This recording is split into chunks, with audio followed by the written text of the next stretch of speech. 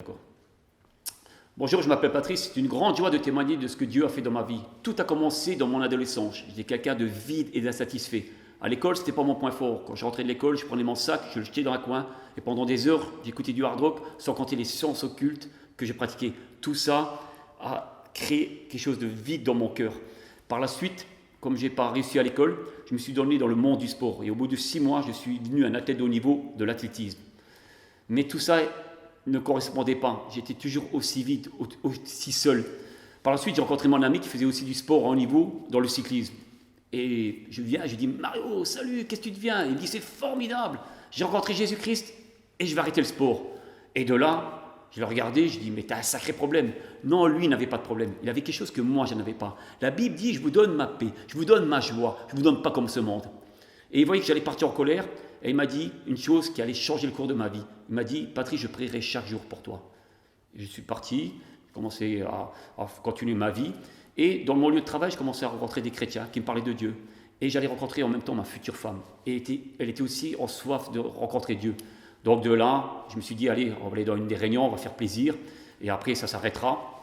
Et en venant dans la réunion, j'ai commencé à vivre des choses.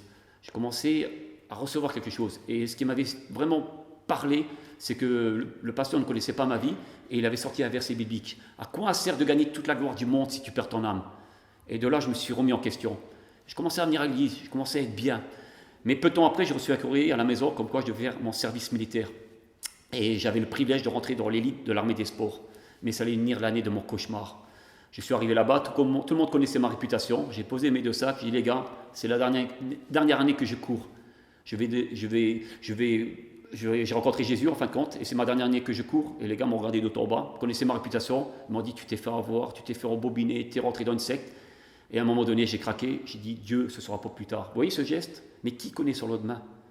Et donc là, on devait se préparer aussi pour une compétition qui était à Marseille. Et on avait tous les généraux qui étaient là, qui nous attendaient. Et juste avant de partir, j'entends vraiment la voix de Dieu, audiblement, qui dit si je veux aujourd'hui, je coupe le fil de ta vie. Ça a été tellement fort que mon collègue de la course à pied a dit waouh, c'est pas moi, je t'ai rien dit, moi. Et à un moment donné, bon, je suis monté dans le bus en colère. On est parti, on roulait. Et au bout de 40 minutes, je me suis assoupi, j'entends mon lieutenant crier, je me réveille et je vois le chauffeur du bus qui était couché sur le volant. La veille, il avait fait la fête et à ce moment-là précis, je savais que si je mourais, je n'étais pas réconcilié avec Dieu. Et là, j'ai crié à Dieu. Et au moment-là où j'ai crié à Dieu, le bus a percuté le fossé. Dans le temps, on n'avait pas les ceintures de sécurité comme maintenant. Du 3e rang, j'étais projeté à l'avant du bus, j'ai traversé le pare-brise. Le choc était tellement violent que je ne pouvais plus bouger mes membres, ils étaient paralysés. La seule chose que j'ai pu bouger, c'était ma tête. Je l'ai inclinée et je voyais le bus qui glissait sur le flanc de l'autoroute. Je savais que j'allais mourir comme un animal, que je n'étais pas réconcilié avec Dieu. Et j'ai crié une 2e fois à Dieu. Je dis Seigneur, je ne veux pas mourir. Et les roues du bus se sont inclinées, ont tapé la terre et le bus s'est arrêté juste devant moi. Je ne me suis pas converti tout de suite. J'ai eu plusieurs accidents similaires. Mais un jour, Dieu de ce cœur de pierre en a fait un cœur de chair. Et je regrette qu'une chose dans ma vie aujourd'hui. C'est de ne pas avoir rencontré Jésus plus tôt. Ça m'aurait évité beaucoup de problèmes.